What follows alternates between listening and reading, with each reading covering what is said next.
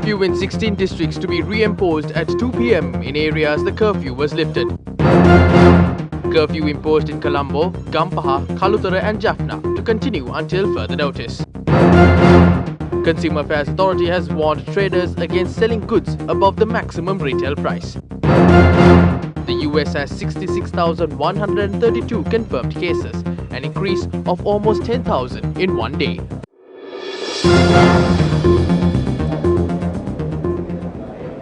Hello there and welcome to Lunchtime News here on TV1. You're joining me, Devi Paldano. Let's now take a look at your local news.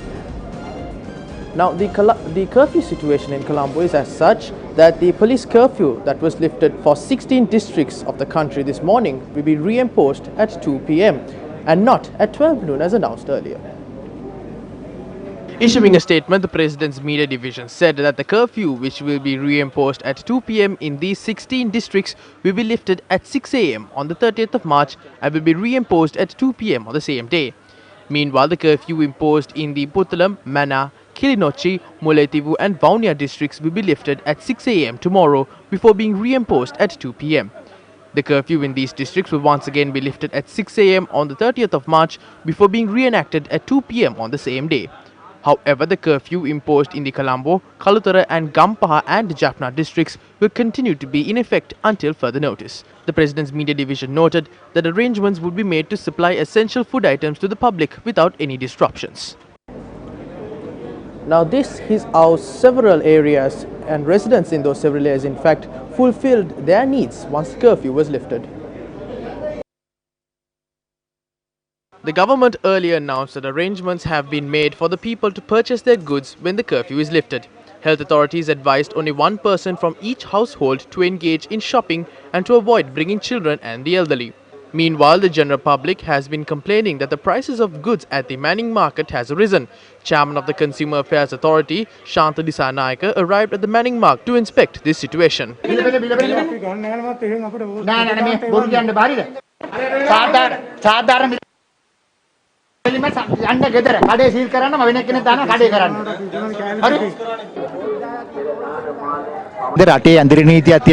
I was informed that a few traders are attempting to inconvenience the public during the curfew by selling goods at high rates.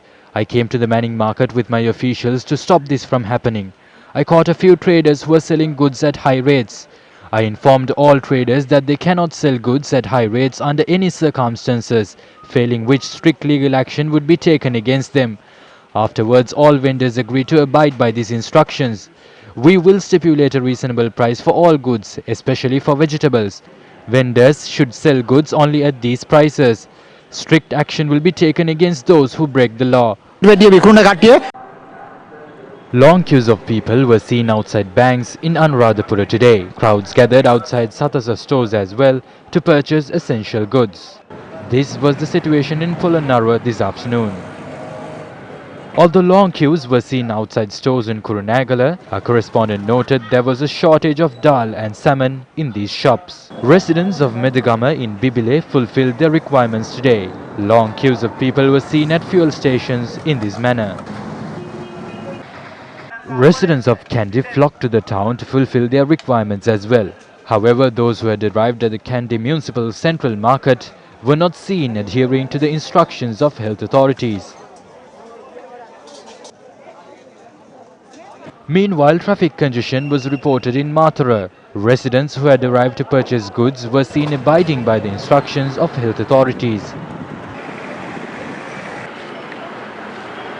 Residents of Trincomalee were seen fulfilling their daily needs today. Long queues were seen outside banks in the area. Vendors engaged in business activities by maintaining a distance with customers.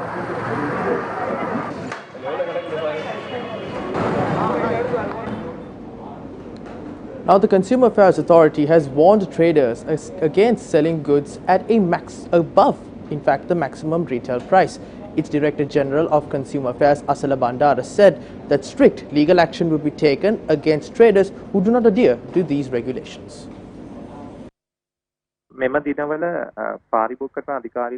The Consumer Affairs Authority has received several complaints over the last few days over e-commerce platforms which have been selling goods above the maximum retail price. We acted with caution in this regard. Yesterday we carried out a raid at a leading e-commerce organization. They had sold certain goods at rates which were 5 times higher than the MRP. Goods should be sold only at MRP rates or the prices set out by the Consumer Affairs Authority. To obtain profits, traders can impose a service charge. However, that must be reasonable based on the location of the customers. Now, regarding your latest update in the COVID-19 situation in Sri Lanka, the Ministry of Health says that no COVID-19 patients have been reported in Sri Lanka during the past 24 hours. Now, the total number of the COVID-19 patients reported in Sri Lanka stands at 102. A spokesperson of the IDH said a few patients are receiving treatment at the intensive care unit. Now, 3 patients thus far have recovered. Accordingly, 99 patients are currently receiving treatment at hospitals. The Ministry of Health announced added around 255 suspected cases are under medical supervision. They are being monitored at the National Institute of Infectious Diseases, Valikada Base Hospital and the Mullaeriyawa Base Hospital.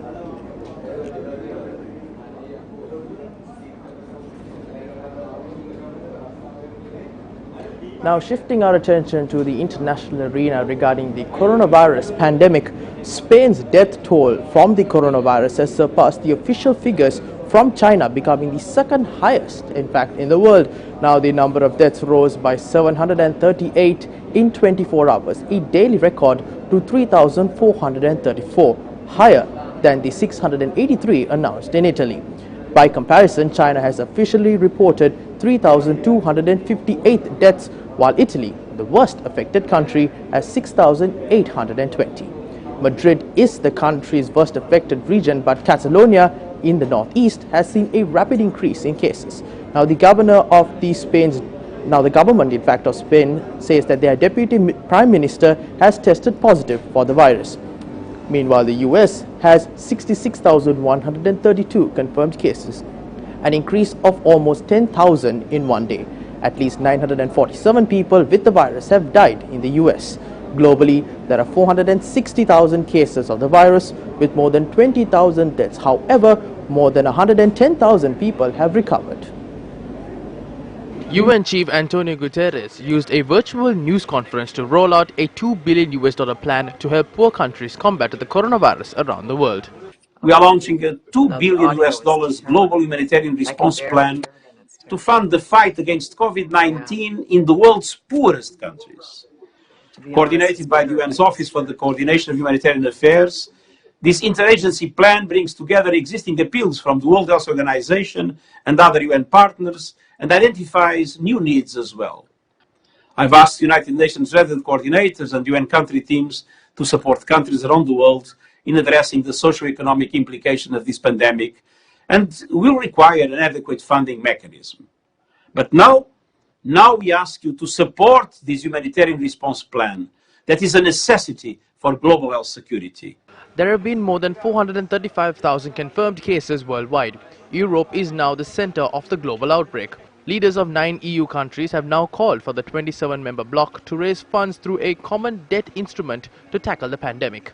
Italy has seen another 683 deaths in the past 24 hours, bringing the total numbers to 7,503 since the outbreak began.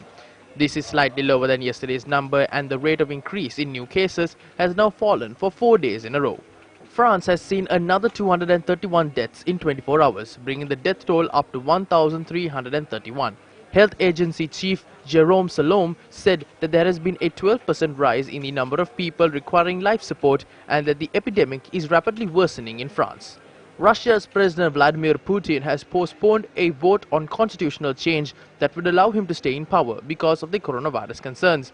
The official number of people infected in Russia rose to 658 yesterday, the largest one-day increase in cases so far.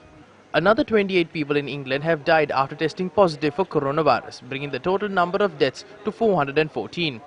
Turkey's death toll from the coronavirus increased by 15 to 59 as the number of confirmed cases rose by 561 to 2,433. The United Arab Emirates will restrict the movement of traffic of people on Sunday as it disinfects public transport and public facilities. The Finnish government has issued a 3-week blockade on the Uusimaa region around Helsinki, the epicenter of the coronavirus outbreak in Finland, to prevent people from travelling and spreading the virus to other parts of the country. Qatar has announced it will temporarily close all in-person money exchange and transfer services from the 26th of March to limit the spread of the coronavirus. At least 537 infections have been confirmed in the Gulf country. Now coming back to the local arena now, the coronavirus pandemic has in fact affected several people in the country. Now how does this situation affect the daily wage labourers? Let's now focus our attention on the people of the Anuradhapura area who have been left helpless. The Rambava village in Anuradhapura is home to approximately 450 families. A majority of the residents in these areas are employed as labourers. The people in this area have been badly affected as a result of the curfew. Core Cabinet spokesperson Bandalaguna Vardhana, during a media briefing today, explained the steps taken by the government to protect the people on the economic front. A circular issued by the governor of the central bank, Professor W.D. Lakshman, to banks, financial institutes and leasing bodies were tabled before the cabinet yesterday. Upon the directives of the president, the Ministry of Finance and the central bank have informed to suspend leasing interest rates for 6 months starting from the 24th of March. The government and the central bank's responsibility is to protect the people and financial institutions. Therefore, if you have registered for leasing with commercial banks, financial bodies and leasing institutions, you will not have to pay interest rates for 6 months. The third batch of people who completed their quarantine time in fact, left for their homes today. Army spokesperson Brigadier Chandana Wickramasinghe said that 223 people had left for their homes today. Among them were 24 people who had been quarantined in Kandakadu. Artwork designed by those who had been in quarantine were handed over to the army. In addition, 125 people from the Punai Quarantine Centre, 18 from the Miyankulama Quarantine Centre and 38 from the Diyatalava Quarantine Centre left for their homes today. They had arrived from Italy, Iran and South Korea earlier this month. These people were taken to their homes in Kandy, Mantara, Hambantota, Kurunagala and Gaul with the intervention of the army.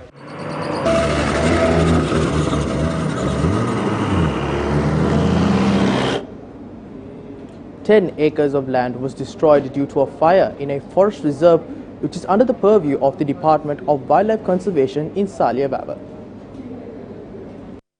Our correspondent said that the fire, which had erupted last morning, had continued until last evening. Area residents and the police had undertaken various measures to douse the fire.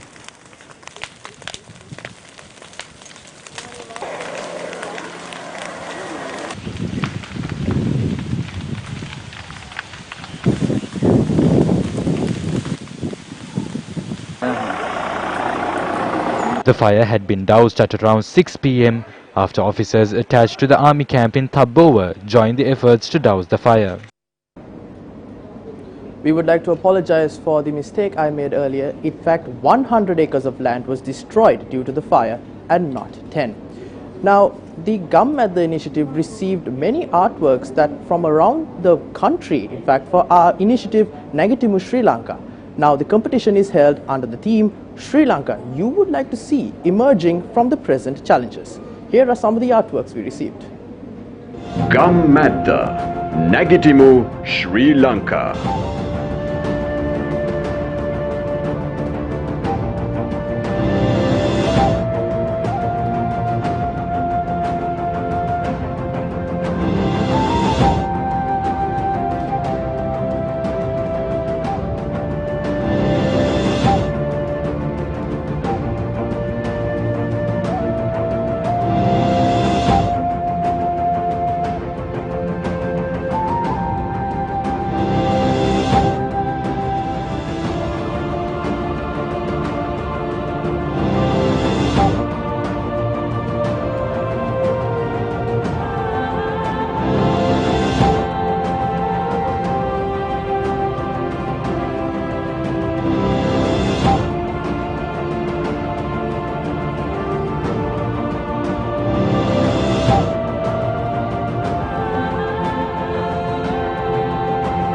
Gammadda Nagitimu, Sri Lanka. Well, that is in fact a wrap of lunchtime news here on TV1. For more news, log on to our award-winning website www.newsfirst.lk. Stay with News First as we bring you the very latest. For the News First team, I'm David Padaro. Take care.